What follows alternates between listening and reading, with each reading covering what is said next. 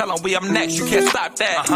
This your favorite podcast. Every show is lit, baby. You know what we finna do. Slick gon' talk that slick talk, he gon' get political. Okay. Do not switch topics, niggas is toxic. Poppy shots don't always saying something wrong, but if you don't like it, what we saying, nigga, oh well. We trying to tell you, baby, this might not go well. This might not go. Hey, that's it. One take. We're not even doing it again. Keep that. That's the one. Welcome back, ladies and gentlemen, to another episode of This Might Not Go Well.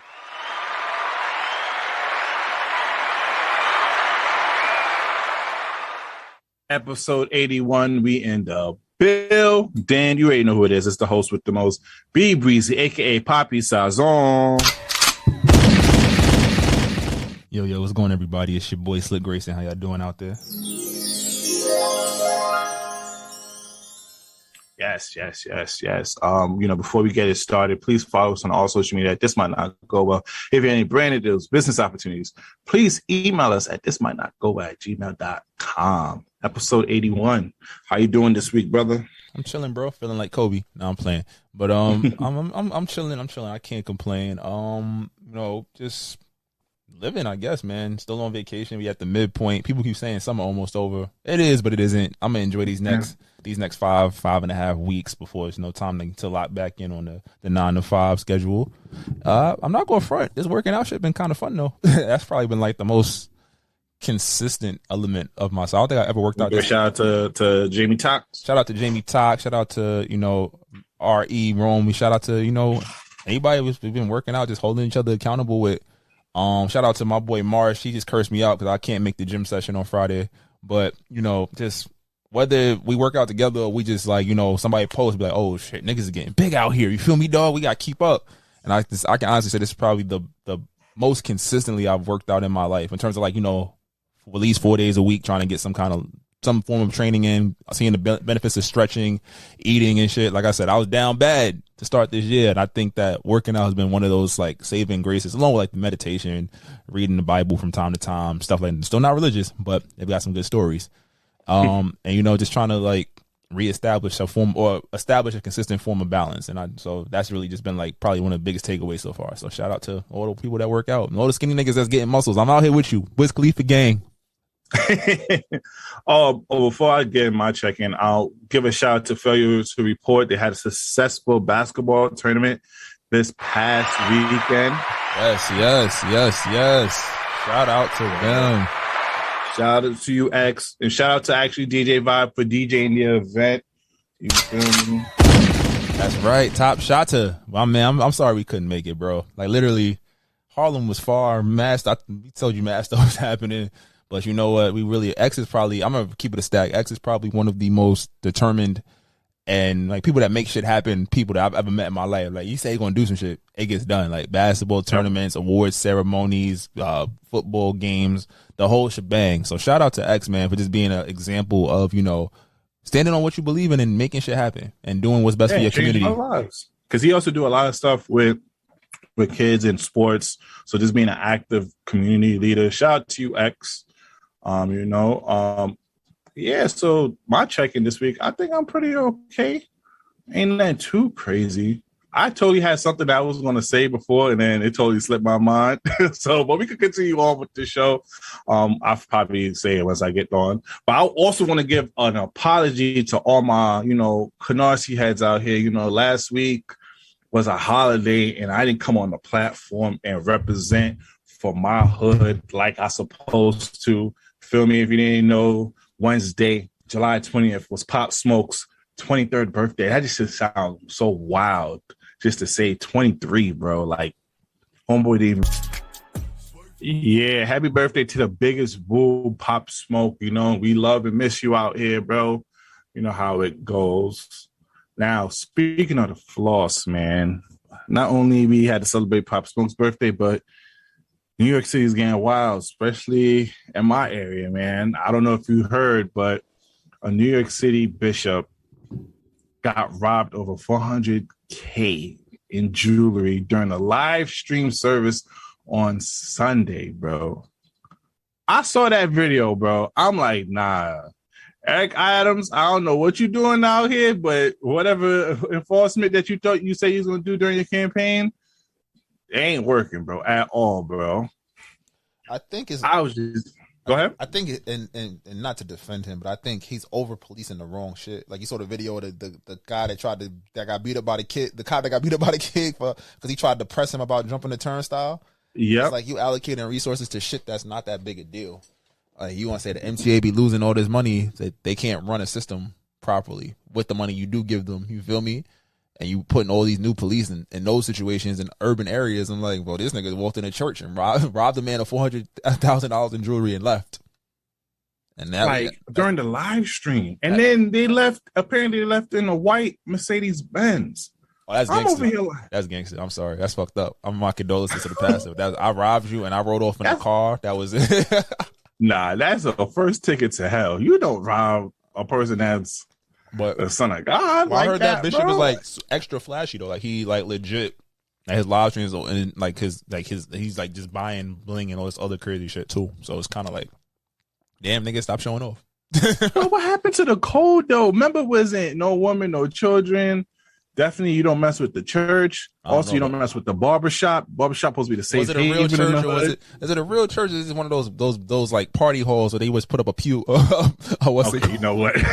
We're not going to do this. We are not going to do this. The live stream churches don't even be real churches half the time. They really just be in the back of the club, just a little green screen and shit. You can use any place as a place of worship. You could also get robbed at any place that people could claim to be ways of worship. All right, Keke Palmer. Okay.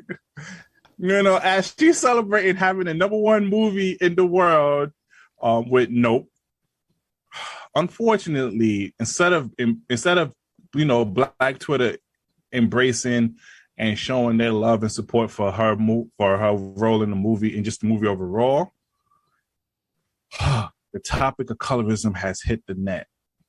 So apparently, out of nowhere, Zendaya gets brought in and saying here how they feel like Keke Palmer should have the same opportunities or be labeled as successful as much as Zendaya has done. And they feel like since Zendaya is of lighter skin, that's probably might be the reason why. What's your thoughts on that? Two things can be true. It could be that Black Twitter is reaching and also Zendaya gets more opportunities because she's fairer skinned. I would say that for one, and shout out to, before we even go into the shout out to Keke Palmer, because not only with the #1 movie in the country, but that girl stay working. You'll see her in Netflix movies. You'll see her in big screen movies. Her and Zendaya are both child, so they both deserve the amounts of success the copious amounts of success they've already received. I can see where people would say, they both started out around the same age, had higher movies. You could say that when you think about starting off hot, Keke Palmer probably started off a little hotter. Just in terms of just the name recognition of her films and the people she was working with. Zendaya kind of didn't know if she wanted to be an actress or a singer or whatnot, and kind of got the leeway to try a lot of different things before she really hit the ground running. What was it? Casey Undercover, Euphoria. Even before Casey Undercover, she had that show with the other white girl, that dance show. I don't remember that one, but I think that we already know Hollywood can be colorist, and I think that Zendaya probably does naturally appeal to more masses in terms of like movie roles or prominent movie and television roles, right? But Keke Palmer stay working, and she's also had talk shows. She's done music. She's also had the fluidity to kind of go and do what she wants.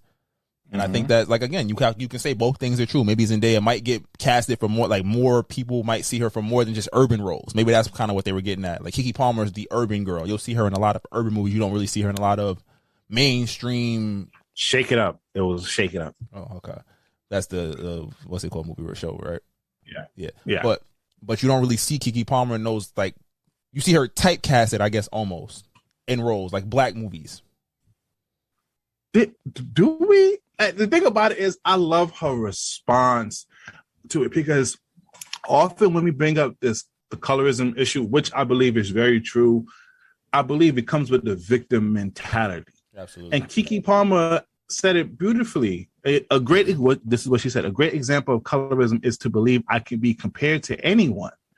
I'm the youngest talk show host ever, the first Black woman to star in her own show on Nickelodeon, the youngest and first Black Cinderella on Broadway, and I've been the leading lady since I was 11 years old. I have over 100 plus credit. Current starring an original screenplay that's the #1 film at the box office. She has had a blessed career. She stayed getting to the bag. She has some iconic movie, Aquila and the Spelling Bee. She's very well known. I feel like when we as Black folks love to indulge ourselves in the victim mentality and always to constantly go against one another. And I'm not disagreeing with colorism. I believe colorism is very true, but there's a time and place to have these conversations. Can I argue? And this was not it. I could argue that it possibly could be. Not saying it's true, but the fact that it comes up, you can look at the trajectory of their careers. All I'm saying is that Keke Palmer seems, in her roles, does seem to be typecast. She has 100 credits. About 85 of them are similar roles. Whereas, like what? Because she had, to my knowledge, she has played the smart girl as a kid. She either played the football girl as a kid. As we're talking about as I'm talking about like as their. But that's just credits though. But I'm talking about as. I might be adding more. She's 28, by the way, so she's still very young. She's very young. I think what's in day like 26, if that. Yeah. But I'm saying a lot of Keke Palmer's prominent roles that we know her for from when she was young. You feel me? As we've gotten older, a lot of her roles are typecast into like, you know, she's in urban films 90% of the time. Zendaya doesn't get put in that same box. And that's just it might be a casual observation that came off as somebody doing the Hotep colorism thing. But you can't say, if we look at the list of Keke Palmer's last 10 movies and the list of Zendaya's last 10 movies or shows and whatever, the accumulation, Zendaya might be a safer pick for Hollywood in certain mainstream acting positions. I don't think Keke Palmer is going to get the same opportunities in movies and TV. Now, a talk show, she's lit. Her personality, lit. She's going to light up a room. I feel like this might not go well. I feel like a lot of people see her in a similar vanity to, it's going to be real bad, Tiffany Haddish kind of with talent. Versus Zendaya, really?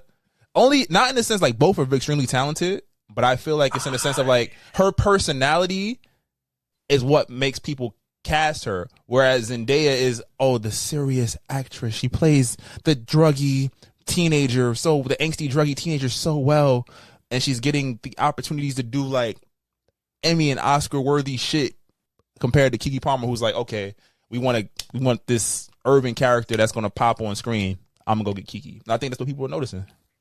Okay, I have to disagree a little bit because first of all, Zendaya don't even have a lot to her career, but besides the Disney Channel stuff, which possibly ended in 2018, the most that she has done is just basically short voiceovers. She hasn't really done anything besides Spider-Man, Malcolm and Marie, and now she's gonna be in Euphoria. She doesn't really have nothing to her. So Keke, to her. So to go to your point, now Keke's working. But hold on, I want to get to another point that you made. Now by you saying typecast, I can't agree with the typecast of Keke Palmer as I look through her discography of what she has done.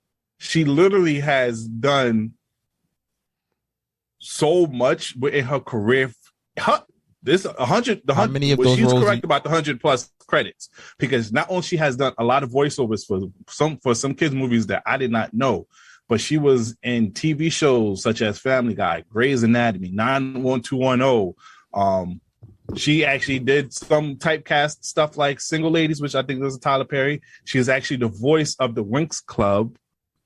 She has done so much outside of just stereotypical typecasting things. And she has done Hustler. That was a good one. That was a good movie. But she was still the urban black girl in Hustler. Yeah, but she is part. She's in the new Lightyear movie. So she's part of the hospital. Like she does a lot. So I can't believe they even comparing both of them together. But hold on, we're not saying she did. We didn't say they don't get to the bag. Keke definitely we agreed to that. Oh yeah, no, we agreed. Look at the quality. You said Zendaya's only done 3 things. Malcolm and Marie. No, 3 major things. She has other like credits, but it's not really like not too crazy. Keke Palmer, you have to look at the credit sheet to know that she's doing this. The whole Lightyear run, I had no idea she was in it. Zendaya won an Emmy or whatever the top TV award is for Euphoria. And again, that's great. It was a great show. Spider-Man is a multi-billion-dollar franchise, and she's the co-star. Keke Palmer has hundreds of credits, but is she given the opportunity to do those roles? And that's why I said the conversation can be true without discrediting both of them. They're both great young actresses. They have immense talent. But you can argue that there might be a point that can be made. It's not about the amount of work you do. It's about the quality and the consistency of the roles that you're getting. Keke Palmer is not getting the opportunity to headline a billion-dollar franchise. She's not getting those critically acclaimed roles. Malcolm and Marie was supposed to be a critically acclaimed movie. People just weren't ready for those conversations when it came out. What was that? But I don't know. I can't accept. I accept that for Zendaya, but to be honest with you, for Zendaya, is just she only really she's a Disney Channel star, such as Keke, because I think Keke done a couple stuff for Disney Channel, but she's more known for her Nickelodeon role than Disney Channel. It was like True Parker or something like that, right? Yeah, True Jackson VIP. Yeah. So I think. And the comparison doesn't agree with me because it's like apples and oranges. Like Keke Palmer has so much more than her, and then it's just that Zendaya just had an opportunity to be in Marvel. If you're in a Marvel film, you're whatever thing you're gonna do, you're gonna be doing it a lot. You're gonna be boosted up to the core. That's not her fault. But even so, and also Keke Palmer but now with the success of Nope being a #1 movie in America, does that narrative, does colorism doesn't change then with her being in the #1 movie right now? Do we think that she'll get more roles because of it? She still plays. Yeah, because she's a hustler. Yeah, I'm saying she's gonna get. I'm talking about like those prominent roles. Do we think that that those just pop up now? Does she get an opportunity to helm a franchise? Does she get a dramatic Oscar? And again, the Oscars and stuff like that aren't there. I'm just saying Zendaya has gotten those opportunities left and right. It seems like Keke Palmer, like I said, it's not the quality of work, it's not the quantity, but it's like the quality of the job. They both get into the bag, both are extremely phenomenal, but the conversation also like it bags like, oh shit, yeah, you are the youngest talk show host. Yeah, you are. You do to be a talk show host, and she was on one of like the major joints. Like you would think her following will be safe enough to get some of these roles. Not saying that she's underqualified, but it's like, yo, what is it? And I'm just saying, that's a conversation. Zendaya only really has 3 opportunities. She only has 3 things, so that's why I can't. That's why what you're saying is not computing in my head. Is because she only had 3. She only had 3, and we might not agree. Besides Disney Channel, and we might not agree. Outside of Nope, in the last 5 years, what are the major Keke Palmer vehicles? Because think about it. We have. She in the last 5 years, she's been more TV show than movies. Even though she has done some movies, and that's a problem. But she's been more so. She has done more TV shows and has done multiple episodes of TV shows. She's been a serious regular for multiple TV shows in the last 5 years. I didn't even know she was in the Scream TV show. I didn't even know that. She was in Scream. She was in Star. Something doesn't sit well. She was in Berlin Station. Star was good until it canceled out of nowhere. People still want Star to come back. Yeah, I know they still pushing for that. But it's also like, again, urban. She's the urban young girl. I don't know. I don't like that. I don't like us black folks having this. I accept colorism. I understand it's real. It needs to be changed. But I also feel like it was kind of messed up of us to bring it up during what possibly could be one of the best weekends of her life. Absolutely. She handled it with grace. And I think that's the most important part. It doesn't matter what we think in general because she's cool with where she's at. It just was as a general populace. We were just like, yo, how they not getting the same opportunities, and it might just be coincidence. That's all. Are you going to see Black Panther? Absolutely. Even though I said Marvel. What you thought about the trailer? I thought the trailer was great. I think that, you know what? When Marvel gets it right, they get it right. And I think that there was no way with what the original one meant and then losing Chadwick Boseman that this movie is not going to be a success. And it's like, you're kind of like, well, dang, what do we show in the trailer? Because it's not just a Chadwick love letter. It's also about establishing, it's loss, it's grieving. Black people, especially black people, we lose our heroes all the time unexpectedly. But then we're seeing like Angela Bassett, that whole trailer was on 10. And then you also getting, from a comic book standpoint, you get to see Namor, who is one of the elite Marvel characters who we haven't seen on screen yet. You kind of get to see those characters. You got to see the love of the people that are creating this movie. And I think that Phase 4 is kind of like brought the stakes down before they're starting to set up. They had Comic-Con and they showed, 2025, we getting Fantastic Four and 2 Avengers movies. Yep. So it's like we're setting up, but we have to take that moment and step aside maybe narratively. And I think Black Panther is going to probably fit even better because we're going to probably see a lot of things that we didn't expect to see. But it's giving it, so we're really just looking for the Chadwick tribute. And and that's kind of, I think that leans into giving them a lot of leeway with creating a great movie. It's not just hell bent to, what Marvel has recently been doing, which is like, all right, we'll tell this character story, but we're going to drop tidbits that are going to lead into that next Avengers movie that's finally announced. Like, this is like, yes, we're really going to get to enjoy it. We're really going to get to say a proper goodbye to one of our heroes. And hopefully narratively, we're able to kind of still emulate that feeling. Because I remember you saw the first Black Panther, you felt empowered. Now it's like we lost him. How do we deal with that loss? What do you make us feel? When I walk out of that movie, will I be satisfied? You know what I think about? And he's white. Paul Walker, Fast and Furious. Everybody knows Fast and Furious had nothing to do with race. But it was like, you just liked the movie. And he was with us for, 12 years before he passed away? And the way they wrapped it up, if they would have never made another Fast and Furious trying to go to space and the sun and all that other shit, I would have been content because they tied up his story in a way that made sense to us. So I'm just hopeful that they could do that. I'm hopeful that they give us, closure and allow us to grieve, celebrate, rejoice, and move forward narratively. Don't pigeonhole us with like, well, that's it for Black Panther. Oh, no, because I think they already have a lot of movies down the pipeline. But side note about Fast and Furious, please let Fast 10 be the last of the damn series. It's a 2-part. Please. It's 2 parts. So it's the last one, but we got to sit through like 4 or 5 hours worth of movie. The last one wasn't bad, though. I laughed at it. You gotta. It just got so distant from what it originally was.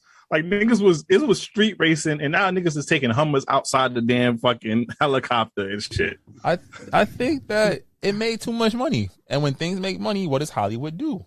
They they do it again, make it bigger. And I think that if you go into this looking for a racing movie or a movie that makes sense, you should have stopped 5 movies ago. But if you go into like, all right.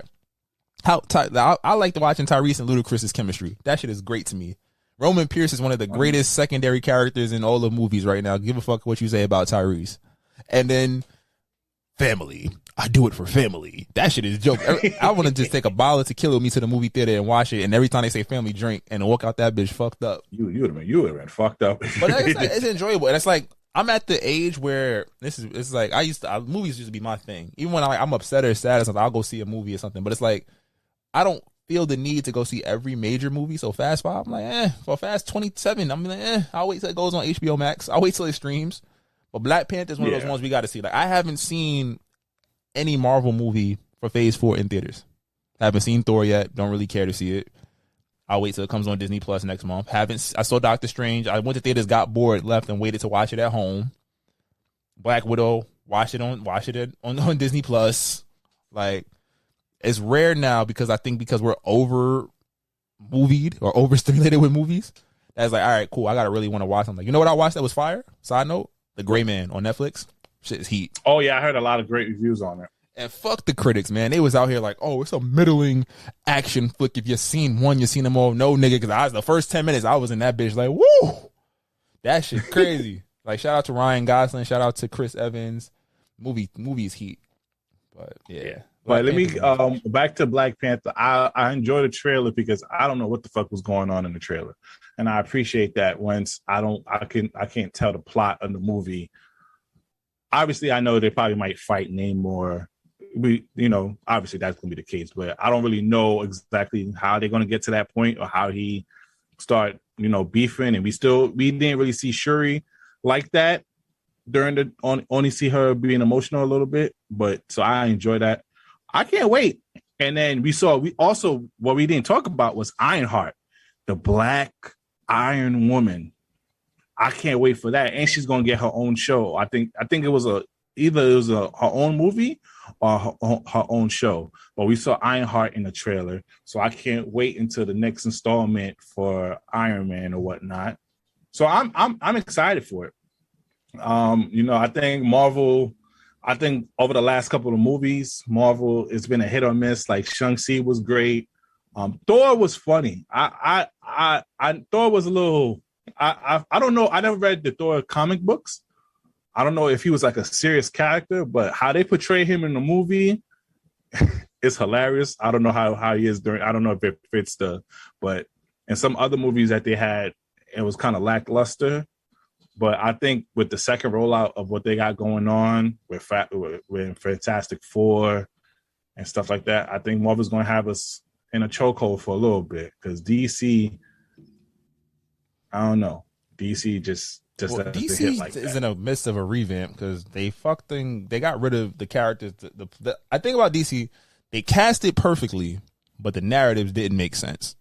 And I think that with the boy that's playing the Flash guy getting in trouble, I know that with that new Discovery deal, Discovery is kind of like taking over the like leadership of DC Films or Warner Brother DC. So it might just be, it might be another couple of years before we get a proper DC rollout. But I'm at the point where it's like, yo, let's just have a Justice League movie, a proper one.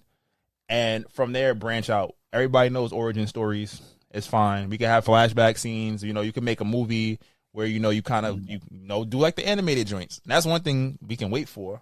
But Marvel got this. I think, shout out to Comic-Con leakers. They leaked the Ant-Man trailer, which looks crazy. Shout out to my boy Jonathan Majors about to play Kang.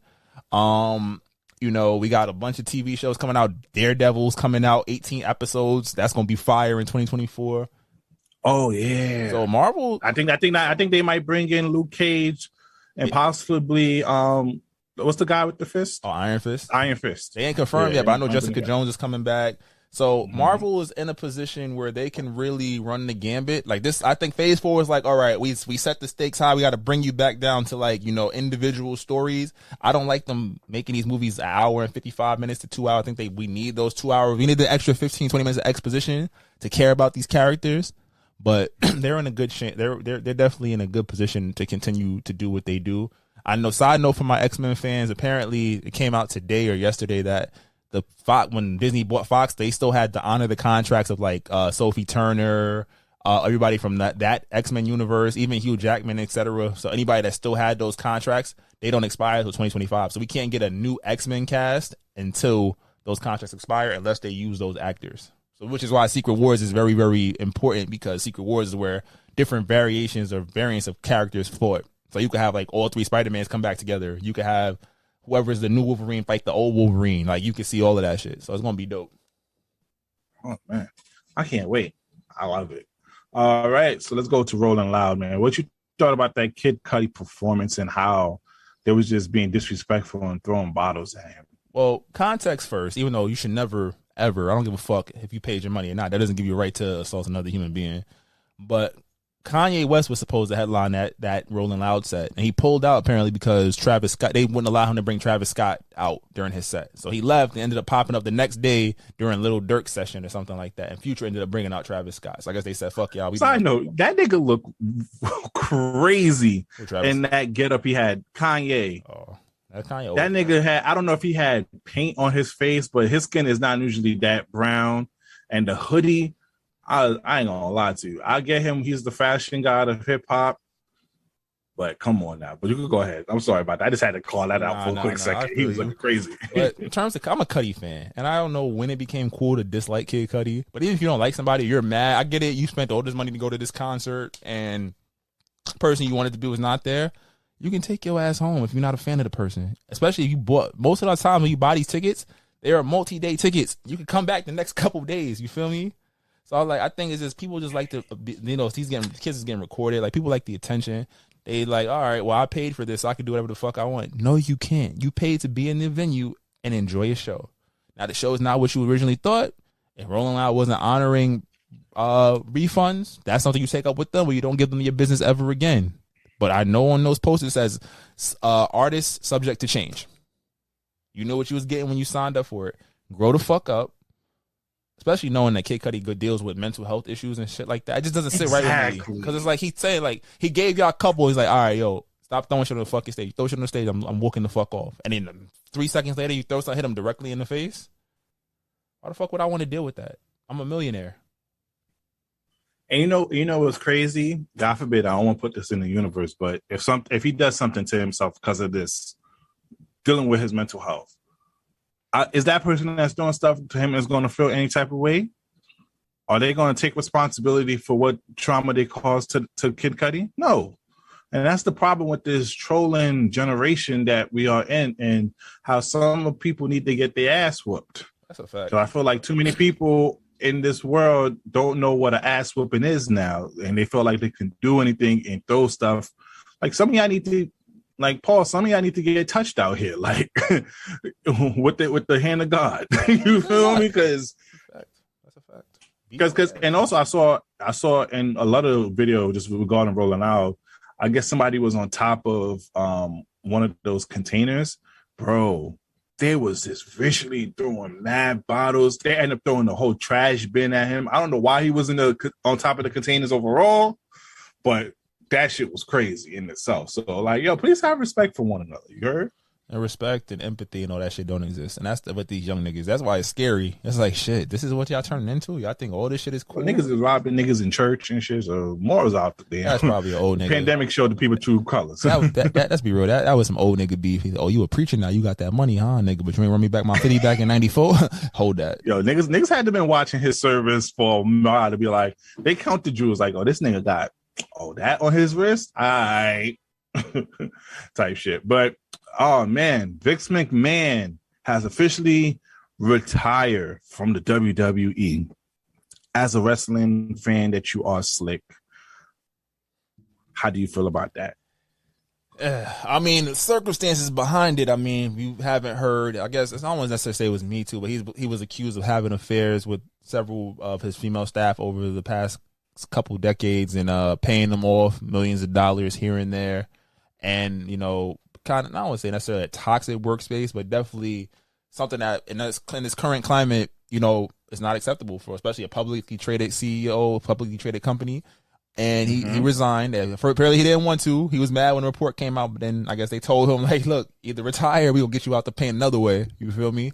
But I think as a character and for someone that curated something that I could genuinely say I have loved for my whole life, I'm not going to front. I love basketball, football, cool, baseball, rugby. Wrestling was like my first love in terms of like something athletic that I enjoyed watching. Like I would watch wrestling over the NBA finals.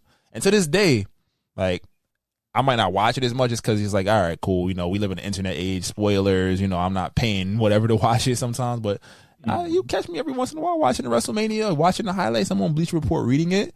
And I thank Vince McMahon for creating or continuing to produce that product that I fell in love with at like, 4 or 5 years, whatever. When SmackDown come out, 99? So I was, 6? Whenever SmackDown started, that's where the love affair started for me with wrestling. So I appreciate and thank Mr. McMahon for doing that. I'm not sorry, but it's sorry to hear that, you know, you was a nasty McMahon on the backhand. You nasty McMahon. But nasty. I think I ain't gonna hold you. They came out like with videos, like you know how YouTubers do like videos of yo, bro, he's kind of like a fake mob boss. Hold on, hear me out with this. My boy fake a mob boss because they just detailed. These are not the only instance of what he has done and how has paid people off in the past of his making this $1 billion company. This man has been doing this since back in the day. He has paid women off. He has not report crime that has happened between his workers some of the wrestlers, like this man, he wasn't as he took his Vince McMahon character. Like either the character that he played is his true self, or he took that character and embraced it in real life. This was real method acting from him, because like if you really look at the background of what he has done, but just I will give him praise for his business skills, because as you know, before WWE was WWF, and then they faced a whole big ass lawsuit with that. And at the time, there was a lot of competition, WCW, ECW, and he got them all out the paint and has made WWE an empire.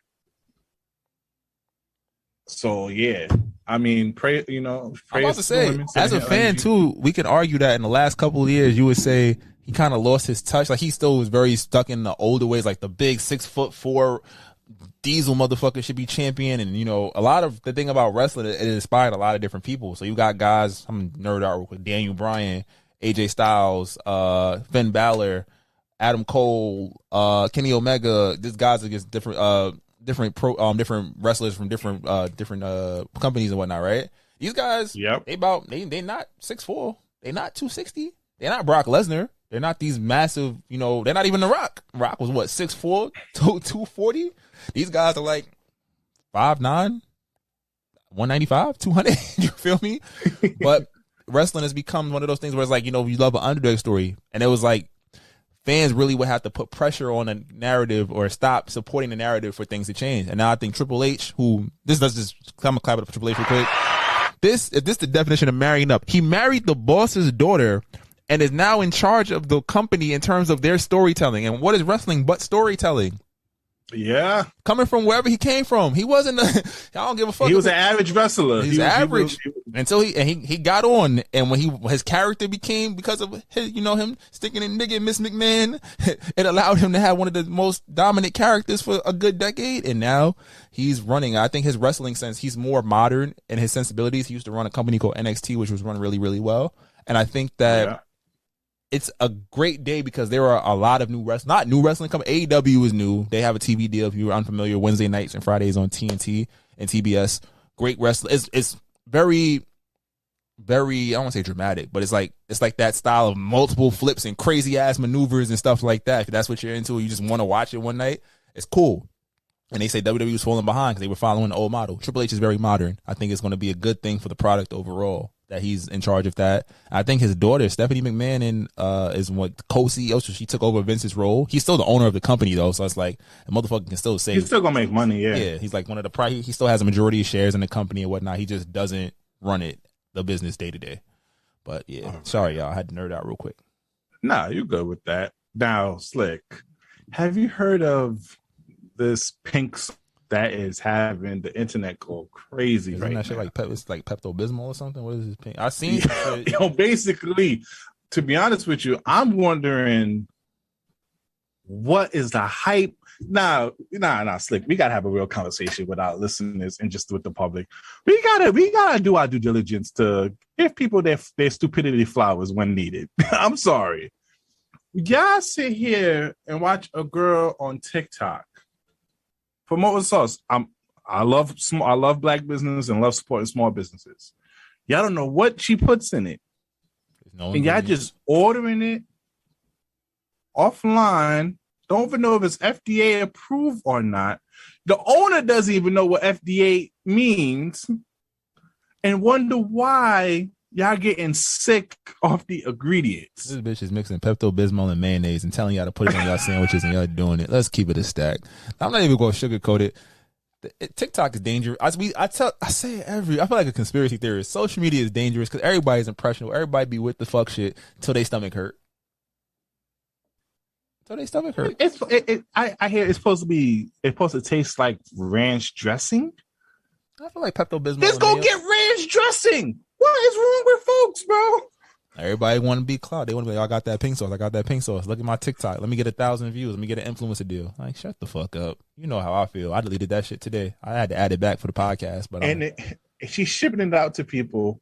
That shit is exploding. It's not ice. Yeah, it's like. So people are getting rotten smelling sauce in the mail. She finessed y'all. I hope she got y'all for every fucking dollar. Yeah. And then the thing about it is the label that she had. I'm sorry, it's supposed to be a quick segment, but as I'm looking at more info on it, on the label, it's supposed to contain 444 servings in a bottle, which is impossible to have in a bottle to serve. Not necessarily. If it's like dabs, you supposed to have a dab a day. That makes sense. And they can just put in the whole like they applying ketchup to a sandwich. You supposed to die. That's your fault, dummy. Should have read the nutrition facts. And then the owner doesn't even know what the fuck the FDA is, bro. How y'all buying something that niggas don't even know the FDA? The FDA about to get her. This is how COVID spread around, bro. This is how monkeypox. Yo, time out. This is why this shit. Yo, this monkeypox shit scary, nigga. I don't want shit that's gonna make me ugly. You can fuck up my insides all you want, but I swear to God, if I gotta be hit while being sick, nigga, shoot me. I'm killing. I'm taking 18 what's it called pills, extra strength Tylenol to the dome, nigga. To drop. Well, apparently to Dr. Fauci is only for people who are part of the gay community that will possibly get the monkeypox. And they said the same thing about Doesn't that AIDS? sound familiar to certain that we had in the 80s? Sounds like AIDS. It sounds like the AIDS epidemic. Y'all niggas is, oh my God. We living in this. The simulation is broken. Who spilled tequila on the simulation? Yo, let us chill, bro. Like we just finally got back outside, still doing COVID. Now you coming with monkeypox, and then I'm hearing there's something in Africa right now that's like 70% fatal. They had polio in Albany. That's like we in dire times. We are in dire times. And everybody want to be mad at me because I ain't want to go outside for a year. Now look where it's getting us. Let a nigga catch monkeypox. I'm saying right now on air, like, yo, I'm 18 pills to the face. You got monkeypox. Oh, all right, it's been real, my nigga. Let me go get my health insurance. My life insurance. Nah, they gonna come up with the vaccine. You know what the vaccine? I don't care. You seen them fucking bumps on the nigga face, dog? No. Nah. You see, what if somebody shoot their shot at you with the monkey if you have the bumps? You feel me? Like Saweetie points you out in the crowd like, oh, she do like she do. You have monkeypox. You are still a handsome nigga. You not gonna stay alive for her? Shit, am I home alone? Yeah, hell yeah, nigga. Come here, girl. Ooh, ah. Now, speaking of Saweetie, during her performance, she shot her shot at a guy during. Yo, I'm telling you right now, if that ever happens to me, none of you hoes can tell me shit. I'm letting you know that now. None of y'all telling me shit out here, sir. Saweetie's on my body, and I'm surprised homie did not. What you say? Would you if that was you in that case? You would do the whole phone on the stage. I'm unlocking my phone, throwing it on stage. Like, yo, add that. Or yo, do what you gotta do. Cause I seen the video too. I was mad when I seen it too, cause I'm like, yo, she stopped the whole concert and she did the fingernail eyes thing, and I was like, wait, don't. And she kind of bit her tongue. I was like, oh shit. Yeah, I was like, you know what? That's. I'm out the game, but I'm gonna just keep it a stack. If a woman look at you like that and you single, nigga, and she's cute. I have to throw that disclaimer out there because ladies, y'all be doing the same shit. I'll be the cute nigga do this, not the ugly nigga, right? Because the ugly nigga do the sexual harassment. If she cute and she do that, it's like, oh shit, it's on. I like that. You know what? I wouldn't even know what to say. Get the royal honey. It's about to be popping. Nah. I want to know. Like I'm about to say, I want to know like, oh, what's up? Because I'm like, you already know I can't do much for you. So what you want with me? Yo, facts, because you already know, like I'm in the stands already. Like, so obviously, I'm not making the same money as you. To say, I could pull your chair out at dinner. I could even pay for a dessert or something. But I'm like, my mom. No, I could be a sneaky link when you come in town, mama. You feel me? You come to perform. I drop some dick off. I'm about to say, I wouldn't even. Yo, I'm not going front. This might not go up. I don't even know what I would know what to do because I'd be like, yo, shit. She really just think I'm cute. Like, damn, I ain't never had that before. Y'all can't tell me shit. Y'all can't tell me shit. Normally, I yell at you for shit like that, but you're right. Because it's like the same thing. Like, if Michael B. Jordan said what up to my girl and shit, I was like, shit, bitch, you his now. What you doing? Go get that money. Just make sure. Get that rent paid. Just make sure you pay the rent for the rest of the lease. That's all I ask. Like I said, certain shit I can accept. Like that. Like if it's one of them niggas, cool. It's the bum ass niggas. I'd be like, you really let that nigga slide in your DMs? Come on. That's a fact. Like, even if you break up with your shorty, like you see the next thing, like, yo, at least at least go up, mama. Like, at least glow up. Don't sit and fuck with a bum ass. You like, this nigga must have a great personality and a lot of bread. You feel me? Because it's like, there's no way you go with that. I know girls, I feel be feeling the same way. Like, how you fuck with a bum? Because you could have a bad chick and your girl's still gonna, your old joint gonna still be tight. She gonna still find a way. This bitch, her eyelashes is on crooked. Fuck out of here. This nigga thought he was doing facts. Or if they found out her profession, because I saw that TikTok sound like, oh, what's your new bitch? Oh, she a flight attendant. Oh, you fucking with a bitch that's sling peanuts? I'm like, yo, they come after that. That's wild. That's funny as fuck though. I would have never thought of that. That's clever. It took me a while to think. I would have had to actually observe her. Like, oh shit, this bitch really do just serve peanuts. You know what I mean? But you being a Chris Brown fan, and we supposed to have this Chris Brown featuring Drake. Maybe we have it on our Patreon, our little versus battle. You being a Chris Brown fan, are you paying $1,000 to take a picture with him and have the whole VIP as me being experience? Me? Honestly, if I had it like that, pause. This might not go well. I know niggas is gonna say some wild shit. They gonna hit me like, you know what you said.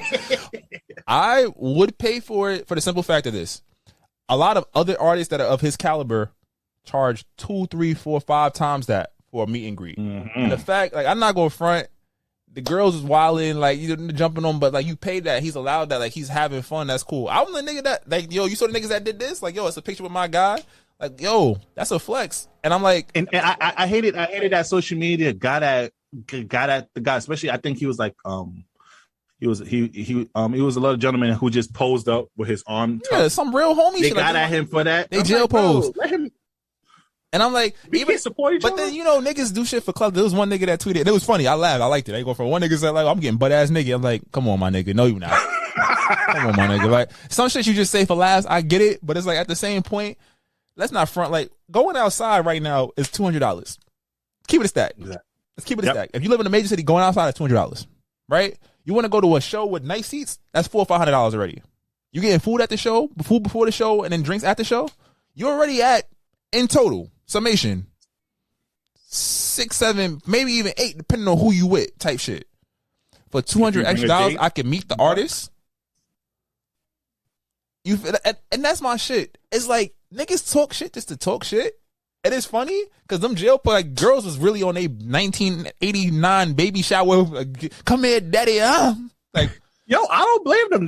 They're probably the one and few times they're gonna actually see this nigga, and he's allowing to take these pictures. It's not like he's like no, but he's like, yo, whatever type of picture you play, which I also fuck with him about. It's like, yo, you paid $1,000 for the VIP experience. I'm gonna make sure you have the proper experience. You feel me? One girl jumped on him. I was like, oh, you better not have a man. If you saw your girl take a pic, even though you know she don't have no chance with Chris Brown, my girl absolutely would. Shorty would have lost her fucking mind. I know she probably gonna curse me like, no, I wouldn't do it. Yes, you fucking would. You loved Chris Brown since 2007. You told me this. I said it before. I was like, if you cheated, it better. I got a side eye her after like. No. You just jumped on a nigga lap like that. But it's Chris Brown, my nigga. I'm like, shit. All right, I understand you. I love Sanaa Lathan. She know if I seen Sanaa Lathan in front of me right now, it's all systems on deck. That's Vince's vagina right there. Absolutely. Shit. If Saweetie said hi to me while she never mind. I'm not gonna say that. Never mind. I'm sorry. Shit. She say hi to me in the spot. I'm leaving with her.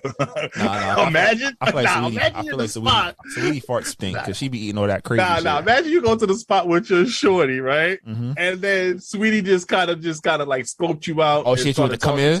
She would come here. She's come here. You not going over there? I'm gonna head over one of these, but I'm with. She still say I'm there. I'll be right back. I gotta go to the bathroom. You gotta walk around a long way. Just because I cheated, that doesn't mean I don't love you, right? Oh, shit, we ain't even get there yet, my nigga. Come on, bro.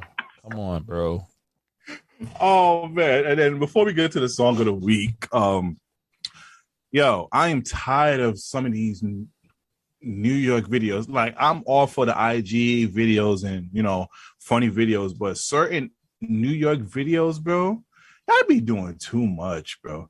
If you didn't see, niggas do a whole pool party with slides and shit on the L train, bro.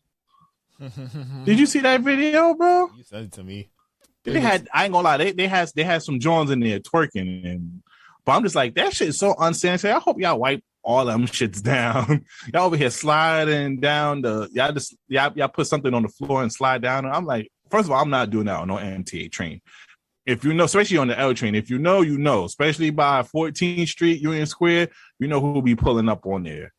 But I don't like some of these social media trends of, because I think it's the same people that had like a whole Thanksgiving. Remember that Thanksgiving video where they had like a table in there with mad food and like there was like drinking and whatnot and eating. Yeah, corny. All corny. It's all for like social. I told you, attention, the biggest drug out here. I mean, next to the crack, because these crackheads over here in Jamaica, Queens, look, this shit is zombie land. This shit's scary. Facts. All right. Now it's time for our song of the week. All right. If you are listening to this on YouTube, I apologize. YouTube don't play that. So please go to one of your favorite streaming platforms, whether it's Stitcher, Apple, iHeart, Spotify, or whatever you like to listen to, and go listen to our song of the week there on the episode. And if you want, you can go to our Apple Music playlist and go check out our previous song of the week. Yeah, that was off the deluxe, Who is Nardo Wick, No Game. But you know what it's time for. You know what you have waited here for. It's the people's choice, the people's favorite. Slick, drop it. I can be toxic, but so what? You gonna love it here. Shit, fuck is you talking about? We have fun over here. It's very fun here. And it's fun indeed. Welcome, ladies and gentlemen, to the TSA Toxic Service announcement. But we get a little bit toxic, but you love that though.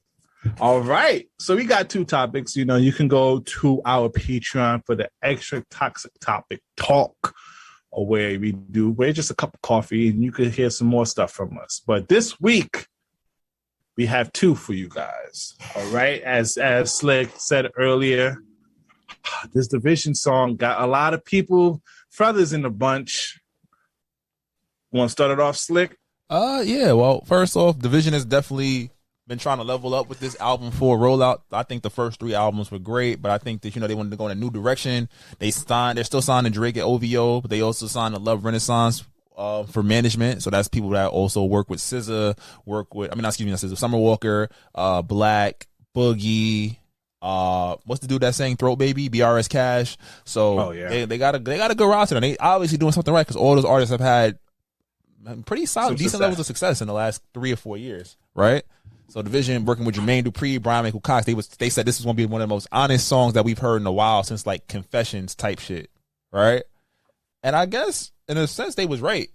If I get caught cheating, that don't mean I don't love you. That's the tagline. Video drop. They had the girls from what was it? Is it Poor Mind? The Poor Mind podcast. Andre and Nicole. They got Maul from New Orleans Mall. Like I said, Brian Michael Cox and Jermaine Dupri, two of the greatest R&B songwriters of all time, of modern times. They helped produce the track. They got the whole sample and let Hov hear it in hopes that y'all can do this. And I think a lot of people were upset. Hov said that I didn't think one could make a song more toxic than Song Cry. I stand corrected. I have to say, because I was the part they said, I was just fucking them girls. I was going to get right back. They took that whole line and made a song about it.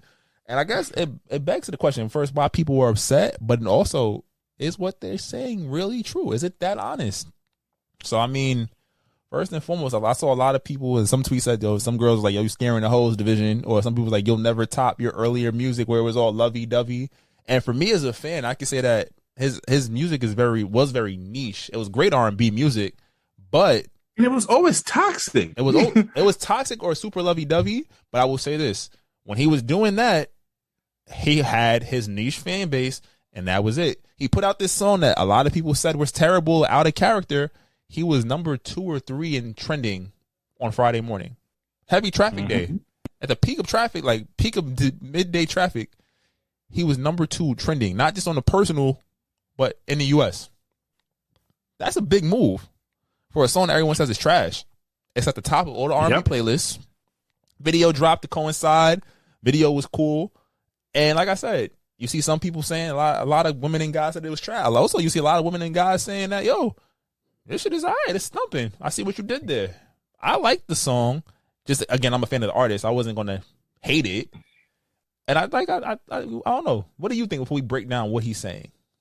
Oh, man, I'm excited because Jermaine Dupri he's one of the people from the past that really keeps he stays young by working with young artists. Like he had a great hit with Ari Lennox. I think it was Pressure. Mm-hmm. So he's definitely, with him tuning in with Division, I'm excited for the album. That's first of all. I think this is going to be probably one of their best work. Like, you know me, I was a big fan of their collaboration album with Ty Dolla $ign that released last year. But I enjoyed it. I love the visuals because I ain't going to lie. I really miss the old days where visuals was important.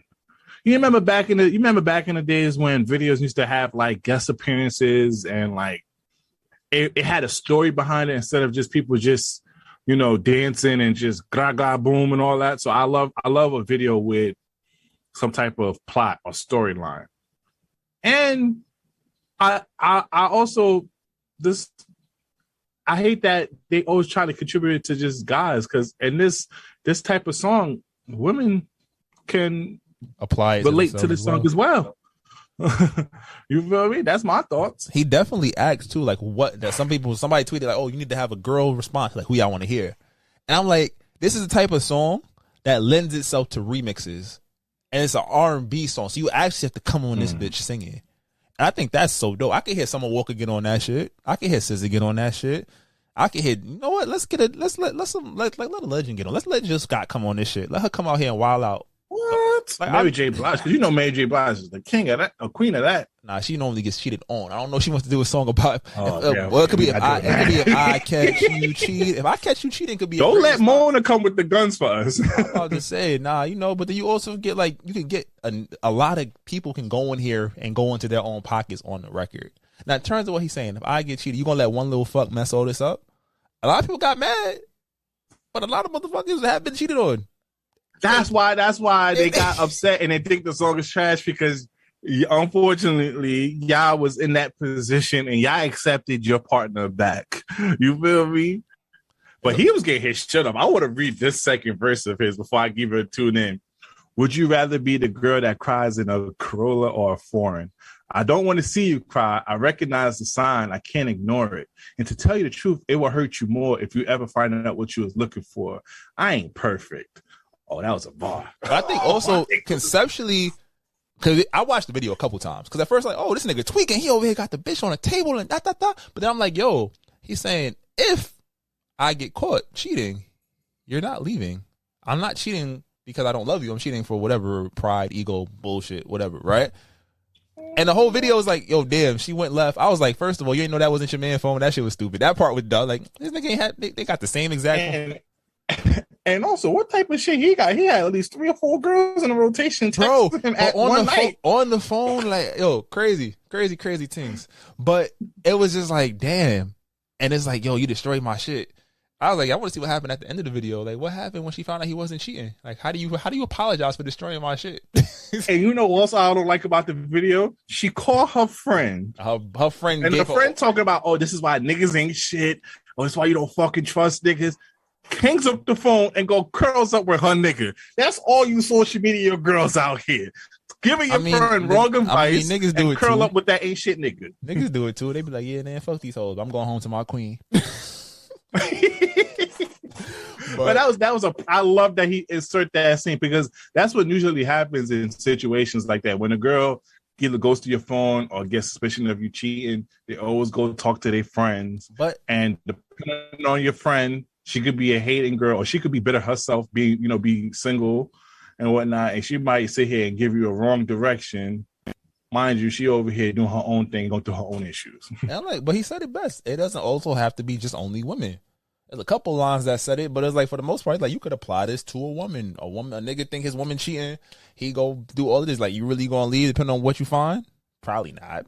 You're gonna be in your bag. We gotta do a lyrical breakdown, because I didn't read the lyrics. I was just singing along. But let's go with this. That shit hella toxic. Don't forget, I was a fly nigga when you got here.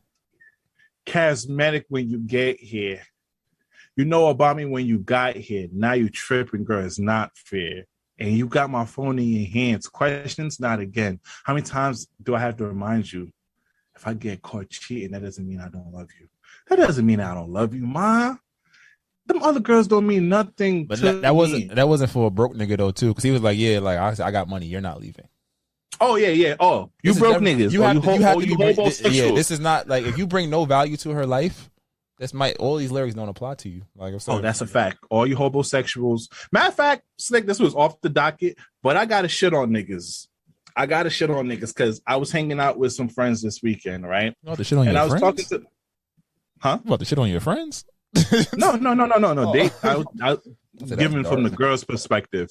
Some of y'all niggas are taking some of these social media, like Andrew Tate, Sneeko, Kevin Samuel. Some of y'all are taking their shit too literal, and y'all niggas make it hard for us to come on this platform. Yes, I know some of our women listeners get upset at us for some of our takes on dating, but today, ladies, I'm 100% behind you guys because some of you niggas are dumb as shit out here, bro. Yo, Slick, what if you was talking to a girl, right? And then all of a sudden she says, "Yo, are you a cop caller?" The fuck that mean? I know, bro. She told me that one of my homegirls was telling me, like, yeah, I went on a date with this guy and we was talking. He said, "Let me ask you a question. Are you a cop caller?" Like, and I'm looking at him. I'm like, what? That's a red fucking flag right there. Like, this nigga he might sound like he into some dangerous shit over here. What you mean if I'm a cop caller? Yes, sir, I am a civilian. I told her to tell him that. And then there's a lot of niggas out here expecting sex the first date. A lot of my homegirls was telling me how, just because they paid for a dinner, niggas is like, yo, you going home with me or not? On that type of time. And I'm just like, bro, what is wrong with you niggas out here, bro? I think y'all taking the whole girls not taking advantage of y'all. Yes, I'm all about not, all against girls taking advantage of niggas, especially the fool niggas. Hashtag protect your check. You feel me? But yo, paying on a date doesn't equal sex, fellas. Let's say that one more time. Paying for the date does not equal sex out here, bro. I'm about to say y'all are straight bugging. I'm about to say on first dates, I don't even be trying to kiss shorties on first dates. That's a fact. I'm like, yo, I don't know why y'all niggas got so much sexual energy on the first date. Like, because you don't know the shorty. Because niggas don't get pussy. Let's keep it a buck. If you get pussy consistently, you don't have to worry about that. And yo, and this is a lot of story, and we're gonna go back to the topic. She was telling me how she went on the first date with this guy, right? Second date, oh, let's go to the movies, right?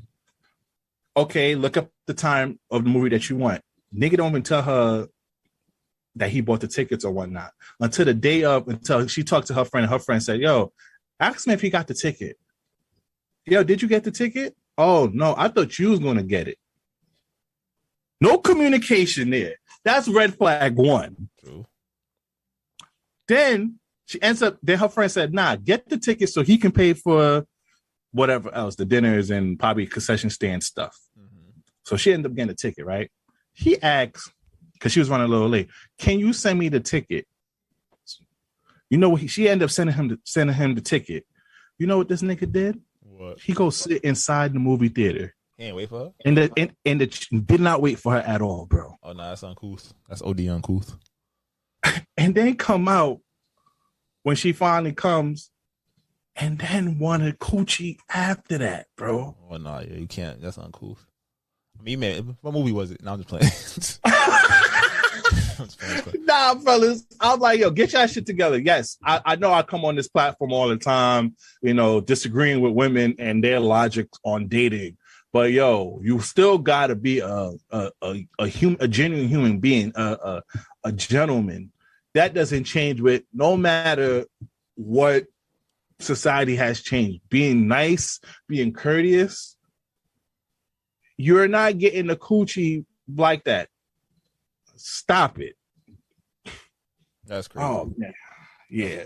Fellas, do better, because I can't come on this platform defending us if y'all doing shit like that. I'm gonna have to be quiet once they start shitting on us because y'all niggas are doing corny shit like that. All right, next topic before we get out of here. Yo, Slick, I was on TikTok, right? And there was this social media trend where, like, on TikTok, where like some people go back in time, probably like a couple of years, and it kind of warned them of what's going to happen in the future. So like there was this one thing that a person went back in time when they was doing a nene and be like, yo, they gonna get sturdy in about a couple years, protect your knees type shit. I saw this one that I want to talk about. Shorty went back in time to like 2012 and then talking about how like what was nasty back then, which was like the whipped cream and sour cream. And then she was like, nah, in 2022, niggas is gonna start eating ass, choking, butt plugs and everything. And they brought me a question like, yo, sex got complicated over the years. Remember when sex was like more vanilla, like, yo, you just kind of like you do a couple dick. positions. Like, you suck dick, you nasty bitch. You feel me?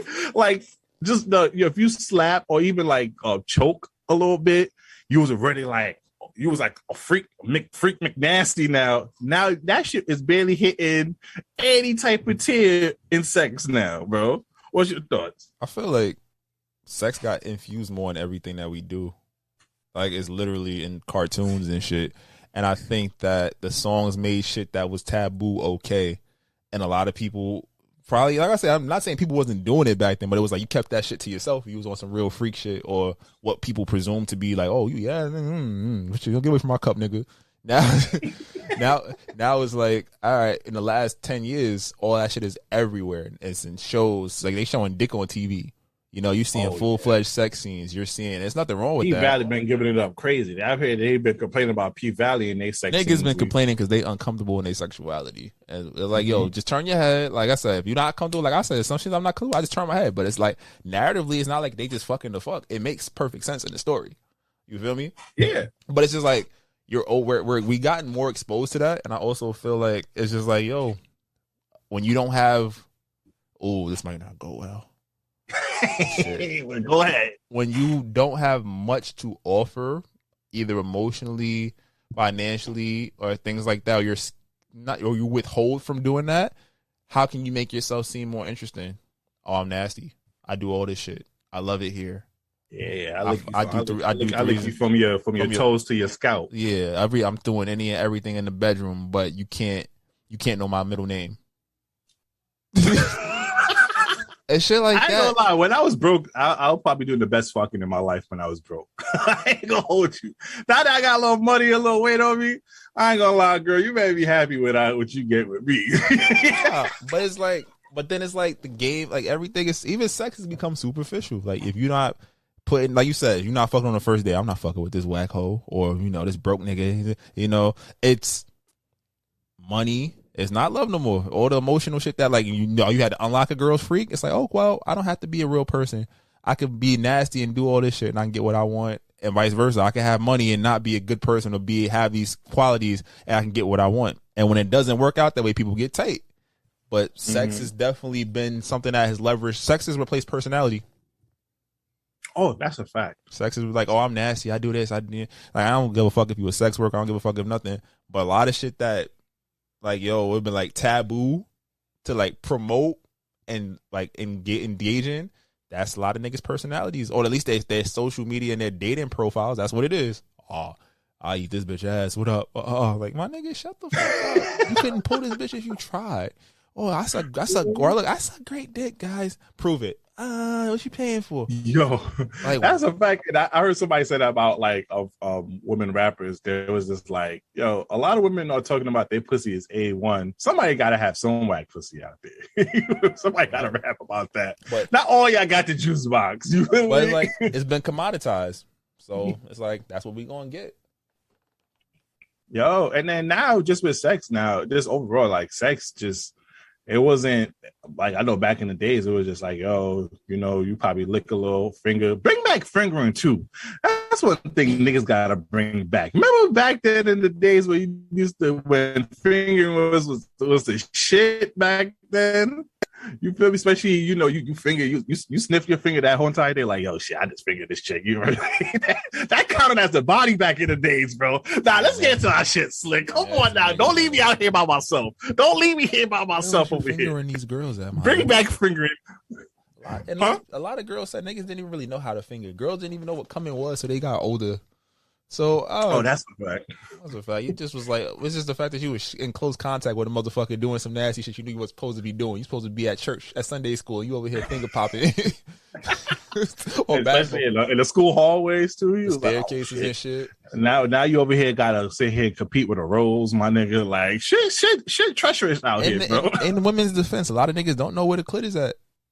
Oh, that's a fact. You gotta learn that early. You gotta find that shit. I watch. Nope, this might not go. I watch videos to make sure I'm up on the latest techniques. Like, all right, what that shit do? I can figure this out. Fuck it. You gotta make sure she get hers. Niggas gotta read that book. You feel me? Get to know that, and also, you feel me, fellas? Stop watching porn and think you can fuck like that. You that's feel not me? Real. Them niggas take that's Viagra. Not real. They taking fucking wild ass drinks that's supposed to keep their shit hard all day. It's like these girls is prepping the night before and putting mad excessive lubricant in. They're not comfortable. They getting fucking injured. It's not real. They getting colonic so they can flex. So you can't just put it in her cooch and then put it straight in her ass. If she ain't prepared for that. Unless y'all get down like that, you can't just do that because you might get a surprise on your dick. You feel me? You know? So don't look at porn as for some little direction. It's just a mental stimulant. That's all it is. Yeah. Or in some cases, a detriment and an escape. Some niggas watch porn just because they mad at what's happening in their life and they go to some shit they can control. I can fast forward, get my nut off, and take a nap. What the day doesn't owe me shit. Because we all know once you bust a good one, they don't owe you much else. It don't. Why you laughing? You know it's true. You bust a good one. You like, shit, I don't give a fuck. Fuck them papers. Fuck them kids. Fuck this job.